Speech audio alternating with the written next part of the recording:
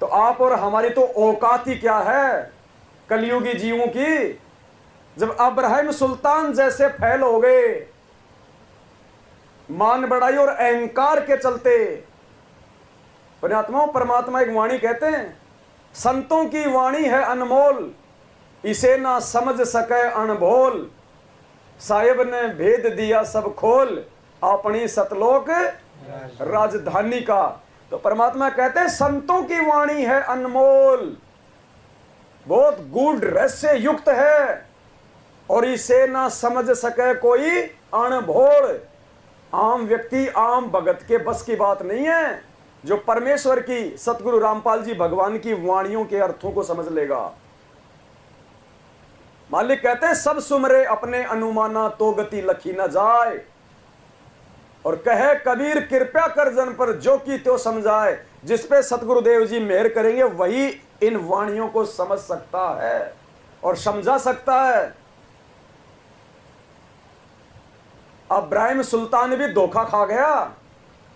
अब तुम कहोगे यार तुम तो परमात्मा से भी बड़े हो गए, गुरुजी तो कह रहे हैं कि हम सुल्तानी नानक तारे, दादू को उपदेश दिया, जात जुलाहा भेद न पाया, काशी माहे कबीर हुआ। तो गुरुजी तो कहते हैं कि हमने नानक को और सुल्तान को दादू को पार कर दिया। तो गुरुजी की वाणियों के खिलाफ बोल रहा है कि सुल्तान अदम भी फैल हो गया, पार नहीं हुआ। आपका कहना बिल्कुल सही है। आम भगत ये हिम्मत नहीं कर सकता परमात्मा की वाणियों के खिलाफ बोलने का। आम भगत की औकात नहीं है कि वो ये कह दे परमात्मा की वाणी में बोलने के बाद कि हम सुल्तानी नानक तारे, कि नानक पार नहीं हुआ, सुल्तानी पार नहीं हुआ। आम भगत के बस की बात नहीं है, ना उसकी हिम्मत है। ये हिम्मत परमात्मा उसी को देता है जिसको निमित्त बनाता है, क्योंकि हिम्मत के पीछे परमात्मा उसको सबूत देता है पहले।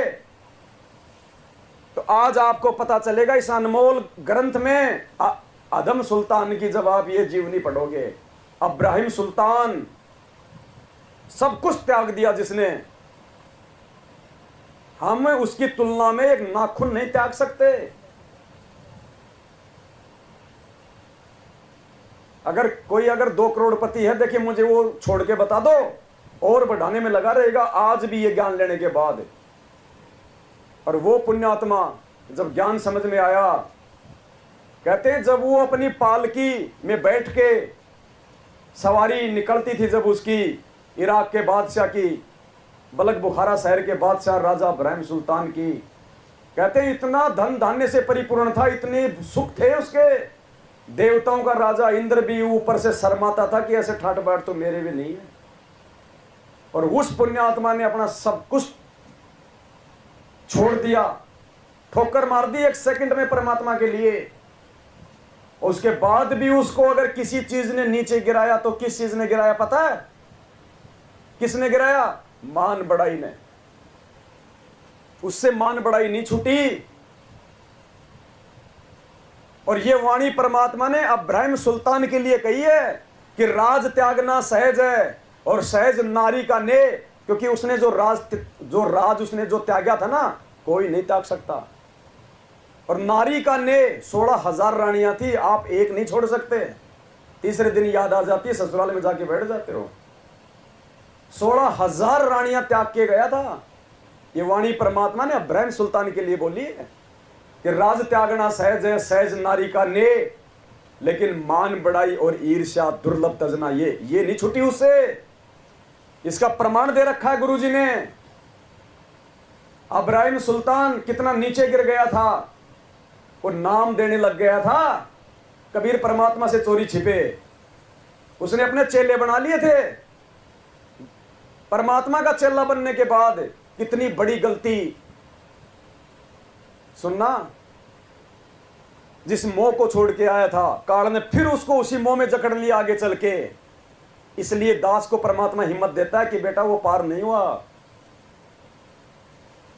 मुक्ति 5 प्रकार की होती है। कहां कहां गया है?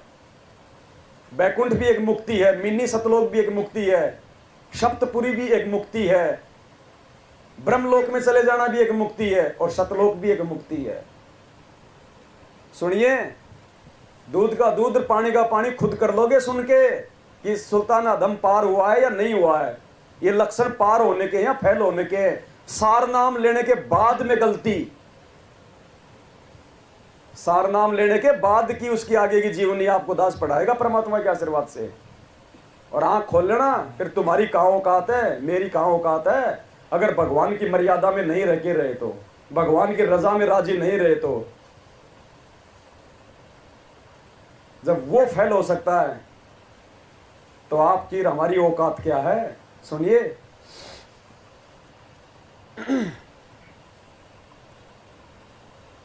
ये कबीर सागर का सरलार्थ है, पेज नंबर है 307, और देख लीजिएगा थोड़ा ध्यान से, हेडलाइन भी देख लेना। इसमें यही लिखा है, विकार, काम, क्रोध, मोह, लोभ। क्या लिखा परमपिता परमेश्वर सतगुरु रामपाल जी भगवान ने हम नीचू को समझाने के लिए। विकार जैसे काम, मोह, क्रोध, वासना नष्ट नहीं होते, शांत होते हैं। विकार मरे ना जानियो जो भूबल में आग, जब जब करे ले धधक ही बचे सतगुरु शरण लाग। एक समय इब्राहिम सुल्तान मक्का में गया हुआ था। उसका मकसद था कि भ्रमित मुसलमान श्रद्धालु मक्का में हज के लिए या वैसे भी जाते रहते हैं, उनको समझाना था। उनको समझाने के लिए वहां कुछ दिन रहे, कुछ शिष्य भी बने। अरे भगत भक्ति करके पार होगा या दूसरों को अपना चेला बना के पार होगा। क्या कहा परमात्मा ने, ये जितने भी नकली गुरु हैं जिन्होंने शिष्य बना रखे हैं, ये नरक में जाएंगे। क्यों बोलते हैं गुरु जी?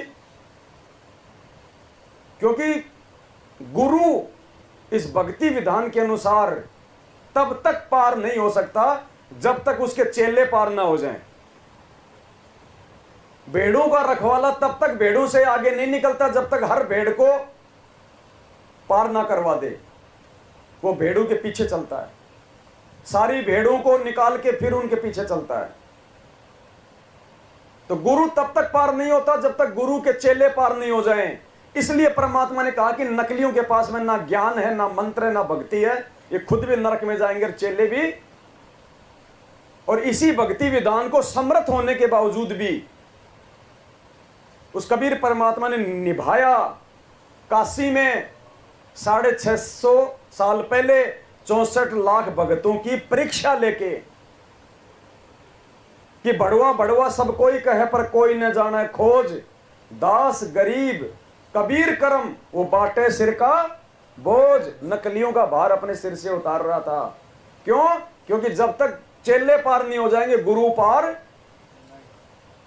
तो आदम सुल्तान ने सबसे बड़ी गलती कर दी, शिष्य बना के। क्या वो पार कर सकता था?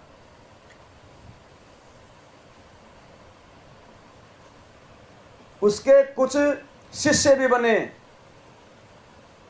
किसी हज यात्री ने बलक शहर में जाकर बताया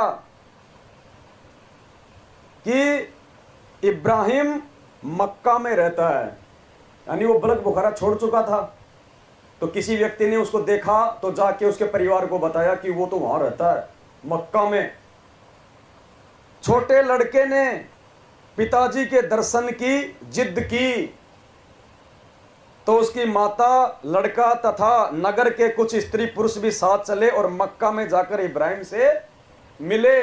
अब देखना पुण्यात्माओं, कितना गहरा परमात्मा यहां हमें समझाना चाह रहे हैं कि कैसे जीव मोह में फंसता है, कैसे काल भगवान मोह में फंसा लेता है, और कैसे वो आत्माएं परमात्मा की विशेष पुण्यकर्मी आत्मा है। और अगर मर्यादा मेरी तो 100% वर्तमान में पार होंगी जिनके घर में पुत्र रूप में कोई संतान नहीं है। देखना ये कैसे फंसता है। 16,000 रानियों का मोह छोड़ के आने वाला, 16,000 रानियों के बेटे कितने होंगे, अपने बेटों का मोह छोड़ के घर से निकलने वाला, कैसे काल भगवान ने उसको मोह में फंसा लिया सार नाम के बाद। छोटे लड़के ने पिताजी के दर्शन की जिद की तो उसकी माता, लड़का तथा नगर के कुछ स्त्री पुरुष भी साथ चले और मक्का में जाकर इब्राहिम से मिले। इब्राहिम अपने शिष्यों को शिक्षा देता था, चेले बना लिए थे, और तुम कह रहे हो सुल्तानी पार हो गया। सुनते जाओ आगे आगे।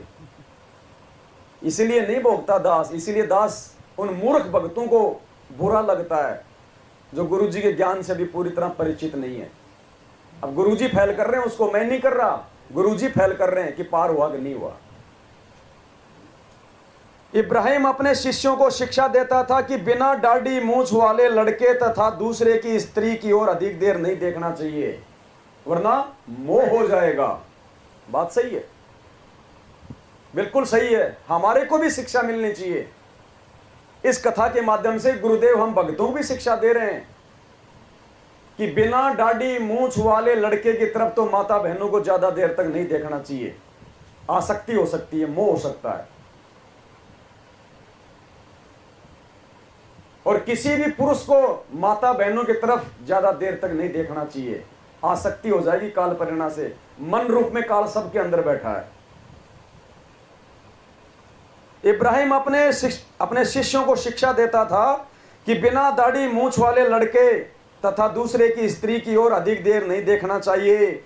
ऐसा करने से उनके प्रति मोह बन जाता है। अपने लड़के को देखकर इब्राहिम से रहा नहीं गया। करनी तज कथनी कथ अज्ञानी दिन रात, और कुत्ते जूं भोकत फिरे सुनी सुनाई। ये पार होने के लक्षण है क्या भाई साहब? एक टक बच्चे को देखता रहा। 2 मिनट पहले तो क्या शिक्षा दे रहा है, और अब एक टक बच्चे की तरफ देखता रहा। लड़के की आयु लगभग 13 वर्ष थी।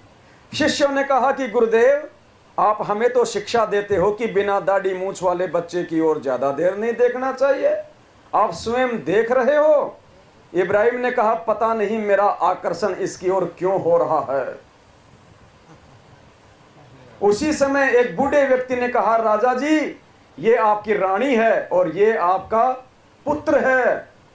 आप राज्य त्याग कर आए, उस समय यह है माता जी के गर्भ में था, आपसे मिलने आए हैं। उसी समय लड़का पिता के चरणों को छूकर गोदी में बैठ गया। इब्राहिम की आंखों में ममता के आंसू छलक आए। ठग लिया काल ने। ये हमें शिक्षा दे रहे हैं गुरुजी, मजाक की बात नहीं है। इसलिए परमात्मा कहते हैं जिसके बेटा नहीं हो पार हो सकता है, क्योंकि बेटा नहीं है तो पोता नहीं होगा, और पोते में बेटे से ज्यादा मोह बनता है। आदमी को मूल से ज्यादा ब्याज प्यारा होता है। कहां मार खा गए इब्राहिम, 16,000 रानियों का मोह छोड़ने वाला।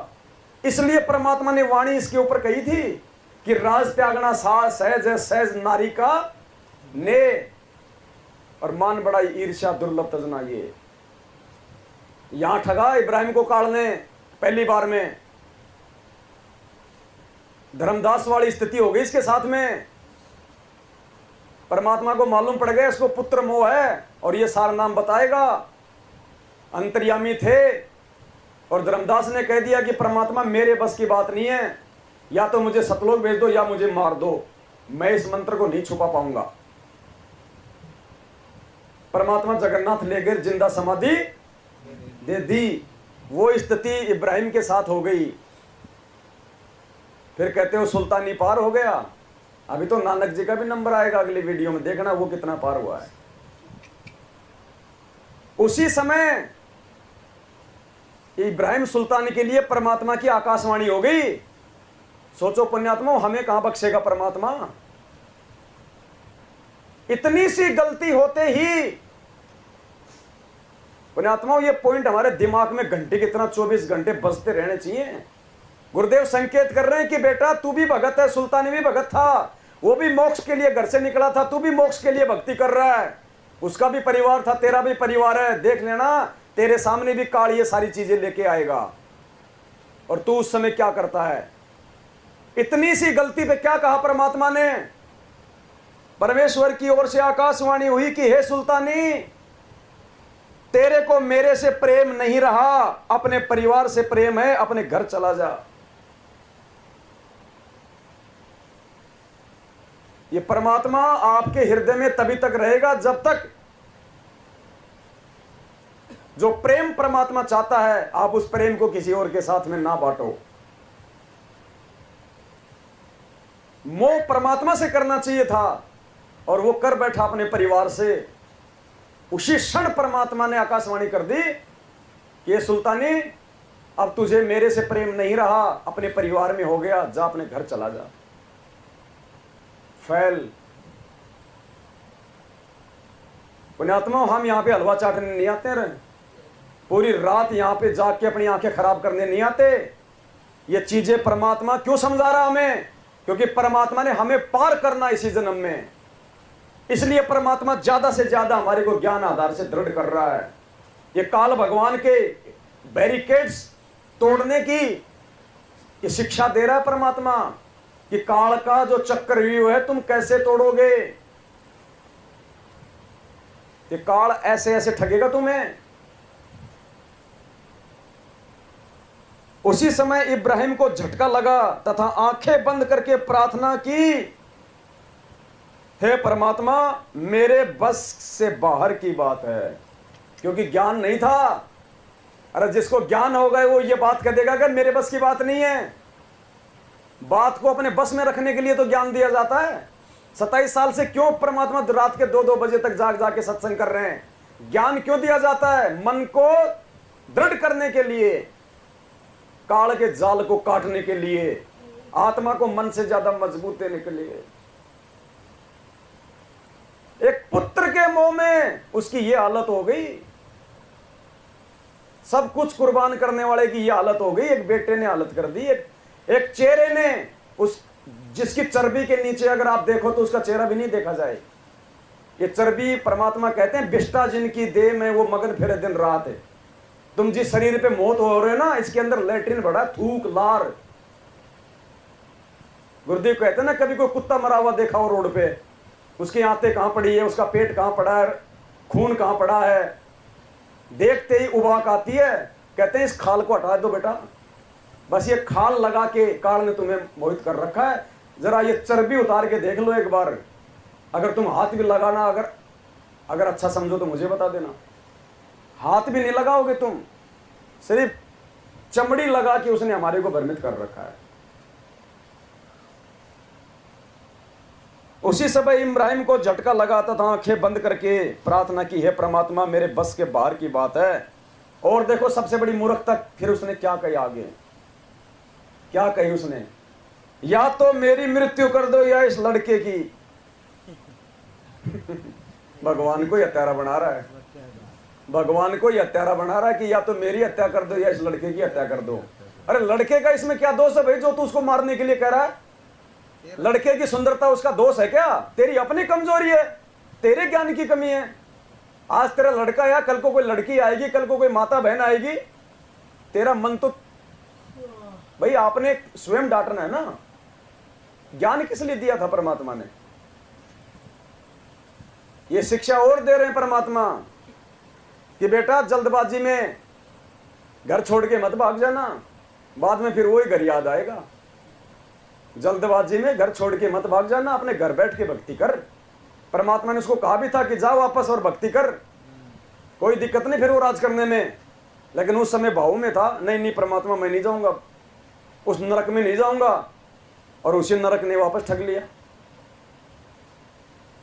सोचो हमारी क्या औकात है पुण्यात्माओं, अगर मर्यादा में नहीं रहे और परमात्मा से भीख नहीं मांगी तो। ये राग द्वेष कर करके रामदेव जी की तरह, उनके परिवार की तरह 7 युगों में परमात्मा प्राप्त नहीं कर पाओगे। छोटी छोटी बातों के लिए मन मुटाव। अरे ऐसी आत्माओं को परमात्मा सतलोक में क्यों रखेगा जिनमें राग द्वेष है, जिनमें ईर्ष्या है, निंदा चुगली है, सच को सच नहीं कह सकते, झूठ को झूठ नहीं कह सकते, भक्तों से रिश्तेदारियां जोड़ने में लगे हुए हैं, 2 नावों की सवारी करते हैं। ऐसों से तो काल भी दूर रहता है, परमात्मा तो कहां निकट आएगा। ये नहीं चलेगा भक्ति मार्ग में कि सुबह उसकी तरफ शाम को उसकी तरफ। एक नाव की सवारी, 2 नाव की सवारी करने वाले की जांग फटती है बीच में से, जैसे भीम ने फाड़ी थी जरासंध की। या तो मेरी मृत्यु कर दो या इस लड़के की। उसी समय लड़के की मृत्यु हो गई। इब्राहिम उठकर चल पड़ा। बलक से आए व्यक्ति लड़के के अंतिम संस्कार करने की तैयारी करने लगे।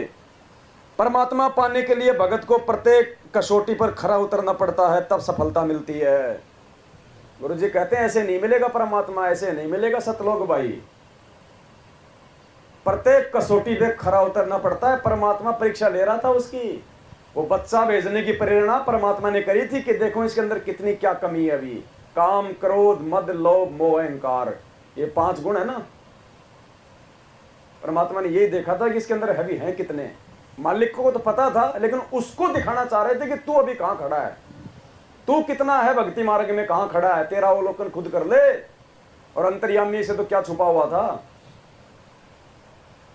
परमात्मा पाने के लिए भगत को प्रत्येक कसौटी पर खरा उतरना पड़ता है, तब सफलता मिलती है। उस लड़के के जीव को परमात्मा ने तुरंत मानव जीवन दिया और अपने भगत के घर में लड़के को उत्पन्न किया। अब अब्राहिम के उस लड़के को परमात्मा ने जो मार दिया, उसी समय शरीर छुड़वा दिया, उसको अपने किसी भगत के घर में जन्म दे दिया। और अब देखना परमात्मा फिर अब्राहिम से मिलवाएगा। दास ने एक बात कही थी, पुण्यात्मा, मुझे नहीं पता इस बात कब, ये तो आज पढ़ रहा हूं मैं। क्या कहा था दास ने? आपत्ति के समय ही भगत की परीक्षा होती है, और जब तक भगत उस आपत्ति को परमात्मा की परीक्षा समझ के पार नहीं करेगा, वो आपत्तियां भगत के सामने बार बार आएंगी। जब तक बच्चा 8वीं कक्षा पास नहीं करेगा, बार बार उसको 8वीं में ही एडमिशन लेना। तो पुत्र मोह में जो फेल हो गया था अब्राहिम, फिर से परमात्मा ने उसी पुत्र को देखना, उसके सामने लाके खड़ा करेगा। उसी समय शरीर छुड़वा दिया बच्चे का और अपने किसी भगत के घर में जन्म दे दिया। फिर एक दिन परमात्मा का, जो कि जिंदा बाबा के रूप में थे, आश्रम में सत्संग था। उस सत्संग में इब्राहिम भी आ गया और 4 साल की उम्र में वो लड़का भी आ गया। उस लड़के के जीव को परमात्मा ने तुरंत मानव जीवन दिया और अपने भगत के घर में लड़के को उत्पन्न किया। बचपन से ही उस आत्मा को परमात्मा का मार्ग मिल गया। एक बार सब भगत बाबा जिंदा के आश्रम में इकट्ठे हुए, कबीर परमात्मा के आश्रम में। वह लड़का उस समय 4 वर्ष की आयु का था। परमेश्वर की दया से उसका बिस्तर तथा इब्राहिम का बिस्तर साथ साथ लगा था। इब्राहिम को देखकर लड़का बोला, पिताजी। लड़के को क्या पता मेरा पिताजी है। परमात्मा ने चेतना दे दी इब्राहिम की परीक्षा के लिए। लड़का बोला, पिताजी आप मुझे मक्का में क्यों छोड़ आए थे? मैं अब भगत के घर में जन्मा हूं। देखने अल्लाह ने मुझे आपसे फिर मिला दिया। ये बात गुरुजी कबीर परमेश्वर के पास गई तो जिंदा बाबा कबीर परमेश्वर ने बताया कि यह इब्राहिम का लड़का है जो मक्का में मर गया था। अब परमात्मा ने इस जीव को भगत के घर में जन्म दिया है। इब्राहिम को लड़के के मरने का बहुत दुख था, मरवा भी दिया खुद ने, और उसके बाद में उसको दुख भी बहुत था कि परमात्मा ने ये क्या कर दिया। भगवान में दोष देख लिया ना कि परमात्मा ने ये क्या कर दिया। क्या कहते हैं गुरुजी कि वो भगत नहीं है जो अपने भगवान की किसी भी क्रिया में दोष देखता है। अंतर्यामी था परमात्मा, और मालिक बहुत दयालु होता है, अपनी आत्मा के दुख को देख भी नहीं सकता। जब तक उसकी टेंशन को दूर नहीं करते, भगवान भी टेंशन में रहता है। तो इब्राहिम, उस लड़के को परमात्मा ने क्यों जन्म दिया भगत के घर में, और क्यों उसी आश्रम में मालिक ने बुलाया? क्योंकि इब्राहिम के मन में दोष था, ये बहुत ज्यादा जो है उसको दुख था कि भगवान ने लड़का मार के अच्छा नहीं किया। जिंदा बाबा ने क्या बताया कि यह बात जब जिंदा बाबा के पास गई तो जिंदा बाबा ने बताया कि ये इब्राहिम का लड़का है जो मक्का में मर गया था। अब परमात्मा ने इस जीव को भगत के घर में जन्म दिया है। इब्राहिम को लड़के के मरने का बहुत दुख था, परंतु किसी को साझा नहीं करता था। उस दिन उससे कहा, हे कृपा सागर तू अंतर्यामी है, आज मेरा दिल हल्का हो गया। मेरे मन में रह रह कर आ रहा था कि परमात्मा ने ये क्या किया। जैसे बरवाला कांड हुआ ना, और गुरुजी तारीखों पे नहीं गए और फिर कांड हो गया, तो क्या कह रहे थे बहुत सारे शाने लोग, ये गुरुजी ने क्या किया। तारीखों पे चले जाते तो इतना बड़ा कांड ही नहीं होता। वो अर्जुन सर्जुन वाली बात हो गई। ऐसे भी लोग नीचे गिरे पतिव्रता धर्म से बरवाला कांड के बाद। ये परीक्षा थी बरवाला कांड। मेरे मन में रह रह कर आ रहा था कि परमात्मा ने ये क्या किया। इसकी मां घर पर क्या मुंह लेकर जाएगी। आज मेरी आत्मा पूर्ण रूप से शांत है। अब मुझे शांति मिली है इस लड़के को वापस देख के। जिंदा बाबा ने उस लड़की पहले वाली माता यानी इब्राहिम की पत्नी को संदेश भिजवाया कि वह आश्रम आए। लड़के तथा उसके नए माता पिता तथा इब्राहिम को भी बुलाया। उस लड़के को पहले वाली माता से मिलाया। लड़का देखते ही बोला, अम्मा जान आप मेरे को मक्का छोड़कर चली गई, वहां पर अल्लाह आए, देखो ये बैठे जिंदा बाबा। हाथ करके बोला, बंदी छोड़ सतगुरु रामपाल जी भगवान। और आज यहाँ सात संगतियों में यही तो बता रहे कि ये है परमात्मा, ये है जिंदा बाबा, ये बैठा, एक ही बात है ये। आज जितनी खुशी और जितना विश्वास हम ये कहानी पढ़ के हो रहा ना, उतना ही सात संगति में बैठ के ये चर्चा सुन के हो जाना चाहिए। आज हम भी तो उस लड़के की तरह यही चीख चीख के बता रहे हैं कि ये है जिंदा बाबा, ये है असली कबीर। और मेरे को साथ लेकर इन्होंने घर छोड़ गए। मैं इस माई के पेट में चला गया, फिर मेरा जन्म हुआ। अब मैं दीक्षा ले चुका हूं, प्रथम मंत्र का जाप करता हूं। हे माता जी आप भी गुरुजी से दीक्षा ले लो और अपना आत्म कल्याण हो जाएगा। इब्राहिम की पत्नी ने दीक्षा ली और कहा कि इस लड़के को मेरे साथ भेज दो। परमेश्वर कबीर जी जिंदा बाबा ने कहा कि यदि उस नरक में राज की चक्का चौंध में रखना होता तो इसकी मृत्यु क्यों होती। गुरुदेव ने कहा कि इस लड़के को अगर मैंने राजपाट में रखना होता, उस नरक में रखना होता, राजपाट को परमात्मा ने क्या बताया, नरक, तो मैं इसकी मृत्यु क्यों करता। अब तो आप आश्रम आया करो और महीने में सत्संग में बच्चे के दर्शन करके जाया करो। इब्राहिम को उस लड़के में अपनापन नहीं लगा क्योंकि वह किसी दूसरे शरीर में जन्मा था। पता था कि मेरा ही लड़का है, लेकिन दूसरा जन्म हो गया इसलिए उतना मोह नहीं। अब हमारे लड़के की टांग कट जाए तो, और पड़ोसी का चाहे मर जाओ, नहीं होता ना दुख इतना। परंतु उसके मन और भ्रम की मूर्खता का नाश हो गया, जो वह मन मन में कहा करता था कि अल्लाह ने ये नहीं करना चाहिए, अल्लाह ने ये नहीं करना चाहिए। अर्जुन सर्जुन की तरह कि आपको यहां नहीं बैठना चाहिए। वो सुल्तानी पार हो जाएगा क्या?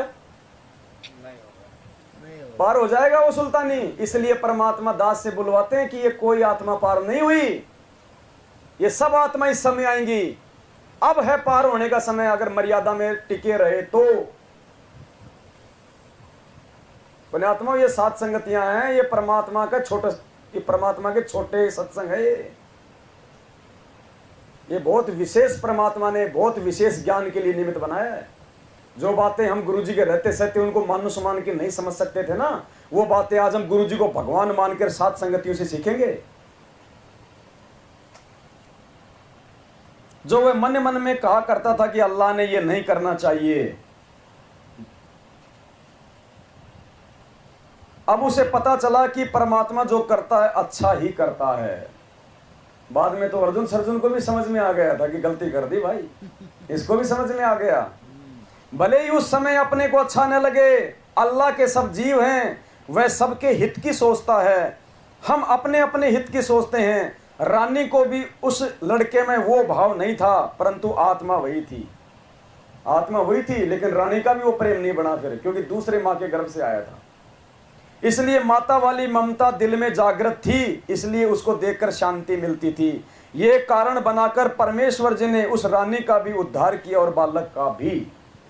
अब बताओ, गुरुजी कह देते हैं कि नानक जी का उद्धार हो गया, हमने मान लिया कि सतलोक गया। यहाँ तो परमात्मा बलक बुखारे का तो छोड़ो, उस लड़के का, उसकी रानी के लिए भी कह रहे हैं कि उनका भी उद्धार हो गया, तो क्या वो भी सतलोक चले गए?